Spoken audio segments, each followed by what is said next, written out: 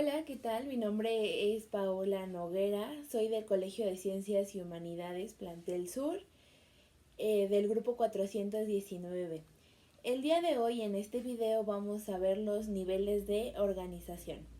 Ok, para poder entender los niveles de organización, primero tenemos que entender qué es la ecología. La ecología fue un término propuesto por Ernest Haeckel. Definió el término o ecología, como la economía doméstica de la naturaleza. Ok, en 1869, la definición como la investigación de todas las relaciones de los animales con su ambiente orgánico e inorgánico, incluyendo sobre todo las relaciones amistosas y enemistad con los animales y las plantas, con las que tales ambientes entran en un contacto directo o indirecto. En principios de 1900 surge la ecología principalmente como una ciencia, pero a partir como de los años 60 esta va tomando importancia a través de una serie de daños causados al medio ambiente por el ser humano. Entonces la palabra ecología se deriva del vocabulario oikos, que significa casa o lugar donde se vive y logos. Por tanto, definimos a la ecología como el estudio de la casa o lugar donde viven los organismos, incluyendo las relaciones que existen entre ellos. Esta definición de 1900 con los años va cambiando hasta que al final de cuentas se queda esta definición que es la rama de la biología que se encarga de estudiar las interacciones entre organismos y entre estos, y su ambiente físico inanimado. Y en la ecología pues se abarcan diversos métodos, pues como en toda ciencia, como la comparación, a lo mejor una comparación de una especie con otra, la experimentación y la comprobación de teorías, y se relaciona con otras disciplinas como la evolución, pues porque ahí podemos ir documentando cómo va evolucionando una especie, la etología, la fisiología, la genética, la química, la física, la geografía, la meteorología, derecho, economía, etcétera. Estos datos principalmente los saqué de la página del plantel del CCH Sur, del portal académico, por si ustedes quieren pues consultar más a detalle la información. Ok, la finalidad de los estudios que realiza la ecología es obtener conocimientos generales que pueden explicar los fenómenos que ocurren en la naturaleza. Es por esta razón que su ámbito de trabajo es a nivel poblaciones, comunidades, ecosistema y biosfera. Entonces es aquí donde vamos a entrar a hablar sobre los niveles de organización, pues porque como todo tiene que tener una explicación lógica. Y pues obviamente tiene que tener ciertas clasificaciones para que nosotros los podamos entender, y a su debido tiempo, pues si nos queremos dedicar a eso, pues poderlos estudiar. Ok, para poderlos estudiar todo eso que ya les acabo de explicar, pues los científicos han organizado de acuerdo teniendo en mente que es la ecología. Ahora podemos pasar a nuestro siguiente tema, que es el principal de este video, que son los niveles de organización. Ok, ¿y qué son estos niveles? Bueno, la Tierra se encuentra habitada por una gran diversidad de organismos que se han originado por el proceso de evolución. Ok, ¿qué quiere decir esto? Hay organismos, como ya lo sabemos, hay organismos que están desde los primeros eones, a lo mejor desde el león parenozoico, y que el día de hoy pues a lo mejor siguen vivos, y se ha dado a raíz de diversos procesos evolutivos, han cambiado y el día de hoy están aquí. Ok, para poder estudiarlo, los científicos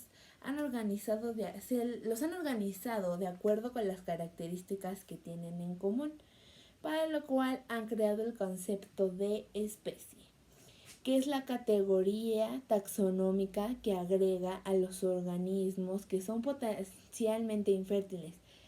Es por lo tanto un grupo de individuos que pueden aparearse entre sí para producir una descendencia fértil. Los seres vivos se encuentran distribuidos en diferentes hábitats de la superficie, tales como los ecosistemas, de los cuales vamos a hablar más adelante.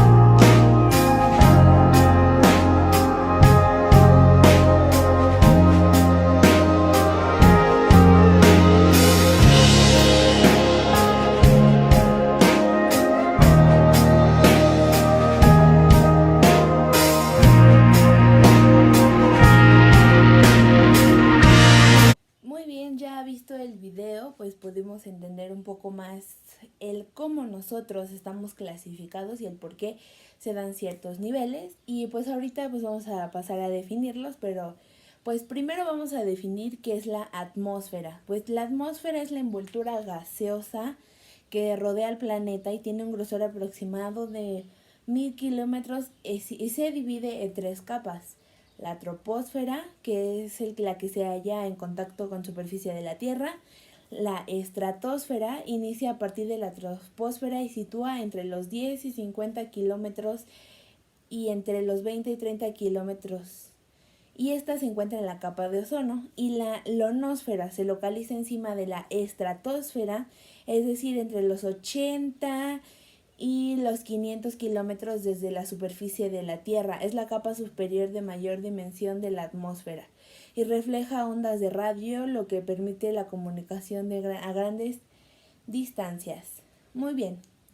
Y pues también estas 3 capas están divididas en otras capas, que son la hidrosfera y la litosfera y por supuesto pues la biosfera. Muy bien, la hidrosfera prácticamente está contenida de agua. La litosfera es la parte sólida externa del planeta y la biosfera son las regiones del planeta biológicamente habitadas. Entonces pues tenemos que puede ser, por ejemplo, la parte de la hidrosfera donde se encuentran toda la fauna de los peces, de los corales, de todo eso. Ok. ¿Y qué vive en la biosfera? Son el total de los ecosistemas de la Tierra. Prácticamente de eso está constituido la biosfera, de absolutamente todos los ecosistemas del planeta. Bosque de coníferas, tundra, desierto, etcétera. Y los organismos que forman parte de las comunidades de la biosfera dependen unos de otros y del ambiente físico para sobrevivir. ¿Qué quiere decir? Vamos a poner un claro ejemplo. Por ejemplo, un pez no puede vivir afuera del agua porque pues, ya sabemos que su respiración pues es abajo del agua y si sale pues no puede adquirir no puede adquirir el oxígeno de la misma forma. Por ejemplo, nosotros tenemos que vivir en contacto con el oxígeno afuera del agua, porque pues, si entramos al agua nosotros nos podemos morir. Eso es un claro ejemplo de lo que acabo de decir. Ok, posteriormente vamos a pasar a definir qué son los ecosistemas. Ok, muy bien. Vamos a nuestro segundo sistema de organización, que es el ecosistema. Ok, el ecosistema fue propuesto en 1935 por el ecólogo inglés Arthur George Tansley. Propone el uso del término ecosistema para designar a la unidad de estudio de la ecología que se define como la unidad natural formada por los factores bióticos, que son los seres vivos, y abióticos, un ambiente no vivo, con interacciones mutuas para poder producir un sistema estable, en el cual la energía que llega se mueve en forma de una corriente unidireccional, continua, y los nutrientes tienen un flujo circular dentro del ecosistema. Puso en 1935 Arthur George Tansley. Pues el día de hoy los ecosistemas son unidades naturales estables, pero al mismo tiempo dinámicas, ya que pueden sufrir cambios causados por factores físicos, incendios, inundaciones, etc., la acción del hombre, destrucción del hábitat, introducción de especies exóticas, etc., o la sucesión natural de las especies, la cual tendrá consecuencias directas sobre los organismos que viven en el lugar, afectando los sitios de refugio, anidación y sobre todo rompiendo sus cadenas alimenticias. Esto es algo bien importante. Cada ecosistema tiene sus propias especies, pero los humanos, pues obviamente, somos bien metiches. Entonces vamos y nos metemos, por ejemplo, a la sabana. O bueno, vamos a poner un ejemplo más común. Cuando nosotros vamos cruzando la frontera, vamos al desierto, ¿no? Y supongamos que alguien agarra así su víbora y dice, pues me la voy a llevar de recuerdo, ¿no? Y pues se la trae a la ciudad y dice, mira mi víbora que traje de el desierto de tal cuando me iba a pasar de mojado. Sí, sí, sí. Bueno, entonces a eso se refiere con introducir especies exóticas. A lo mejor en el desierto del Mojave, de Los Ángeles, y ya introdujo esa especie a México. Algún desierto mexicano, incluso aquí en la Ciudad de México, por traérsela de recuerdo, ¿no? Pues dices, ¿qué onda? Ok. Y algunos ejemplos de los ecosistemas pues son la selva, el bosque, un lago, etc. Y la abundancia o la diversidad se puede encontrar en ellos debido principalmente a factores como los nutrimentos, la energía, el agua y la temperatura. Bueno, pues como ya lo dijimos, el ecosistema tiene dos tipos de factores, los bióticos y los abióticos. Ok, vamos a empezar a ver qué son los factores abióticos. Ok, los factores abióticos determinan las condiciones ambientales de cada región, originan la distribución y la abundancia de los organismos. O sea, entre más inhóspito, menos especies.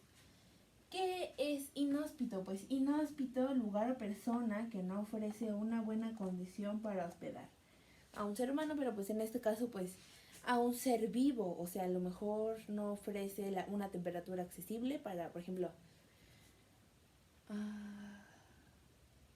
a lo mejor no ofrece, por ejemplo, no tiene agua donde quiere alojar peces, pues obviamente no pueden vivir ahí. Eso a lo mejor es a grosso modo algo de inhóspito.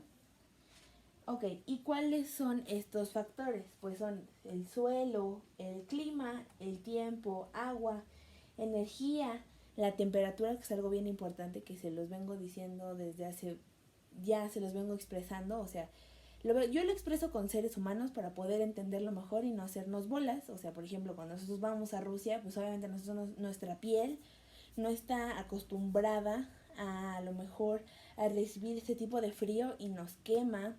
A lo mejor nos podríamos morir de alguna hipotermia por el frío tan fuerte que nuestro organismo no está acostumbrado o no está genéticamente fuerte para podernos desarrollar en ese entorno. Ok, el clima, ya se los dije, el agua, la precipitación, la latitud y la longitud. Ok, estos son los factores abióticos, que no hay vida, son algo inanimado. Ahora, ¿qué son los factores bióticos? Los factores bióticos, lo que tiene vida, los seres humanos, prácticamente los seres vivos, más bien. Están constituidos por los organismos que lo forman y se clasifican en productores y consumidores. Los productores, que pueden ser plantas, algas, bacterias, prácticamente todo lo que genera comida, por así decirlo de alguna manera. No sé qué sea eso, es por decirlo para que lo podamos entender.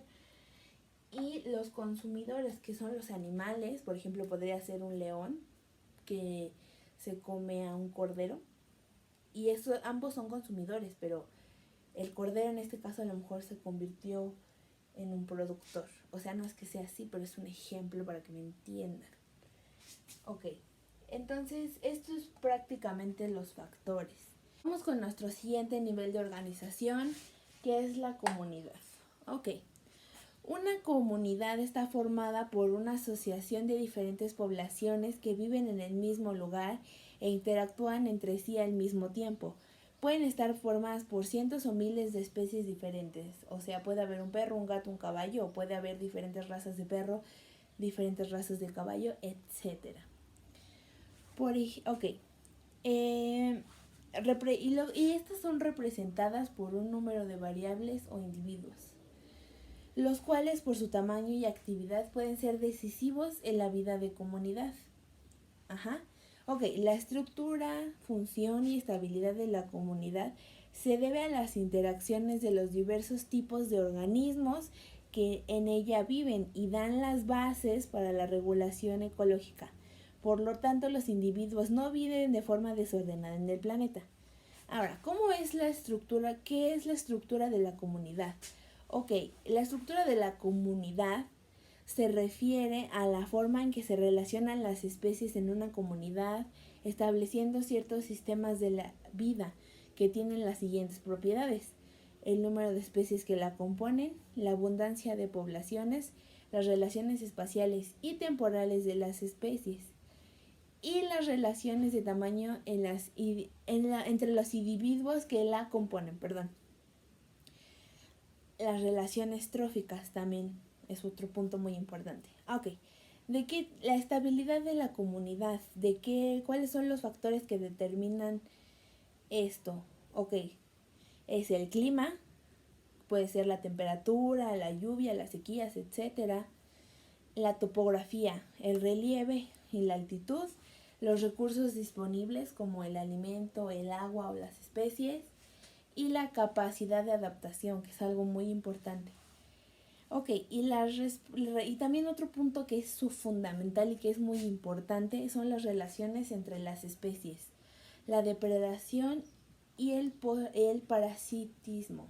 Ok, dos conceptos importantes que permiten entender las relaciones que existen entre los organismos que forman una comunidad son el hábitat y el nicho ecológico. Ok, ¿qué es el nicho ecológico? Ok, el nicho ecológico corresponde a la función de un individuo que realiza en la comunidad, para lo cual hay que conocer a qué nivel trófico pertenece, de qué se alimenta, a quién se come, qué es lo que se come, con qué otras especies compiten los recursos, a qué organismos beneficia y a cuáles perjudica, sus adaptaciones estructurales, sus respuestas fisiológicas, cómo impacta su conducta al ambiente en donde éste lo impacta por él. Por ejemplo, un renacuajo es un consumidor primario que se alimenta de plantas, pero la rana es un consumidor secundario que come insectos y a otros animales. A eso es a lo que se refiere. O sea, yo como ser humano, o sea, como persona, yo tengo, eso es parte de un hecho ecológico, es lo que veo, o sea, por ejemplo, yo que me como, y eso que me como, ¿qué implica para el medio ambiente? ¿Qué es lo que yo consumo? ¿Qué es lo que yo hago? Por ejemplo, vamos a poner un ejemplo clásico. Nosotros como seres humanos no reaccionamos de cómo le hacemos daño a nuestro planeta al usar tanto plástico y lo seguimos usando. Entonces nosotros no dimensionamos bien eso, no vemos cómo impactamos en nuestros sistemas, cómo afectamos a nuestros ecosistemas. Esa es la función de un hecho ecológico, medir cómo nosotros impactamos al ambiente donde vivimos, qué comemos y cómo nos comportamos. Ok, vamos a nuestro sistema, a nuestro siguiente sistema de organización. Muy bien, estamos entrando en nuestros últimos niveles de organización. Aquí es muy importante que pongamos atención porque a partir de aquí todo está ligado, pero principalmente desde población hasta células, hasta moléculas, todo esto va ligado, va así, ¿ok? Así que vamos a definir qué es la población. Ok, pues la población es un grupo de organismos de la misma especie que viven en un lugar y tiempo determinados y que interaccionan tanto genética como ecológicamente. Ok, las poblaciones pueden sufrir cambios como el aumento o disminución en el número de sus organismos, el éxito o fracaso biológico y en sus interacciones con el ambiente. Ahora, Ahora también, aparte de la ecología, hay un estudio que se usa para medir estos factores que se llama densidad de población. ¿Y qué es la densidad de población? Pues la densidad de población se define como el número de organismos de una especie por unidad de área o volumen. Eso es la densidad de población. Ok. ¿Y por qué es importante mencionarla? Porque principalmente esta es la que nos va a manejar toda la información sobre la población. Nos va a determinar los factores desodependientes, que son la densidad que regulan el tamaño de la población. Y son, por ejemplo, la interacción en la comunidad, las conductas predatorias, el parasitismo, la competencia dentro de la misma especie con otras especies, y estos manifiestan con mayor fuerza a medida que aumenta la población. Esos son los factores desodependientes. Ahora, ¿qué son los factores desoindependientes? Ok, es... Perdón. Es la supervivencia y mortalidad de los individuos limitando al tamaño de la población. Y por ejemplo pueden ser el clima, la contaminación y la destrucción del hábitat. ¿Qué más puede ser? La suma de ambos factores de la densidad recibe el nombre de resistencia ambiental y contribuye a la disminución de los nacimientos o la sobrevivencia de los organismos de una población. Ok, ¿por qué esto es importante? Porque esto va a determinar el tamaño de nuestra población y a esto se le llama crecimiento poblacional. Y el crecimiento poblacional es el aumento en el número de individuos que forman una población y está relacionado con el potencial biótico, es decir, con la máxima capacidad que tiene una especie para aumentar de número de organismos en condiciones ambientales óptimas. Ok, esto es muy importante porque cuando un organismo puede adaptarse y vivir bien, pues crece sus poblaciones. Pero cuando un organismo no se adapta de una manera correcta, pues empiezan a morir y esto depende el éxito o el fracaso de una población. Ok, ¿y de qué depende esto? Pues de su natalidad, de su mortalidad. También existe otro proceso que es la migración, que es el movimiento de los organismos de una región a otra. Cuando un organismo no es capaz de adaptarse, o sea, por ejemplo, cuando se acaba la comida, cuando no le gusta ese hábitat, etcétera, pues se migra, como cuando nosotros nos vamos de México a Estados Unidos para buscar algo mejor y pues migramos, ¿no? Una población aumenta el número de organismos debido a la natalidad y a la inmigración.